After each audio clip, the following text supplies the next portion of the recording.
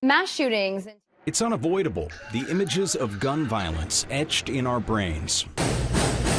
From a shootout with police in Philly to active shooters in Las Vegas, Dayton, and El Paso. You never know when terror may strike. It's changed over a period of time. Before it used to be because they were bullied, and then we ended up having the ISIS-inspired with San Bernardino, Pulse nightclub. Now we're starting to get white supremacists. Donna Anthony is retired law enforcement. She's a consultant and a firearms instructor. Do a lot of reality-based active shooter training. In 2018, 27 shootings spread over 16 states were determined to be active shooter incidents by the FBI. Alaska hasn't seen such an event since 2 people were killed in a Bethel school in 1997. So do Alaskans feel safe? Well, we posed that question on Facebook, and nearly 70% who responded said no. But should we?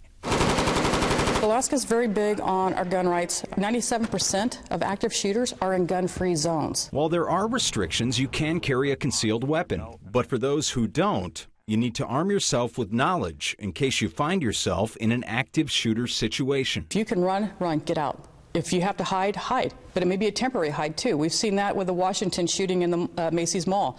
You'll see 2 young ladies, they duck down, they hide behind the clothing. Shooter doesn't see them, goes by, and as he goes by, they go the opposite way. The last resort is going to be fighting. And if you fight, you have to fight with everything you have. Anthony is referring to the run, hide, fight response suggested by the Department of Homeland Security. You feel empowered, even if you're unarmed, you can still do something. The main thing is situational awareness, be aware of your surroundings. When asked what would make you feel safe in public, Troy Scott responded on Facebook. I would hope the guy on the right of me as well as the guy on the left of me is packing, and maybe we could save a few lives. I love it. You like that? I love it. Yeah. You know, we're community. I mean, law enforcement's not here to fix everything. I mean, we're shorthanded. We're doing the best that we can, but it's a community effort. We have to work together. We have to communicate. Anthony does stress that if you do carry, you need to know what you're doing. That's a false sense of security. Okay, just because you have a gun doesn't mean that you're safe. You really need to have that situational awareness if you're carrying a gun, and you take more responsibility by carrying that gun. In the wake of national tragedy, there's comfort in knowing that we can empower ourselves and our community with the tools to stay safe and continue living free.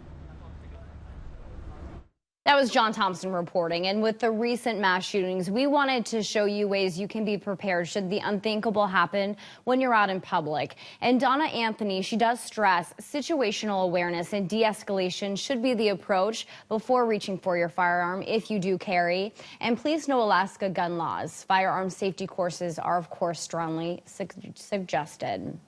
Well, up next, it is back to school in the Mat-Su Valley. We'll take you inside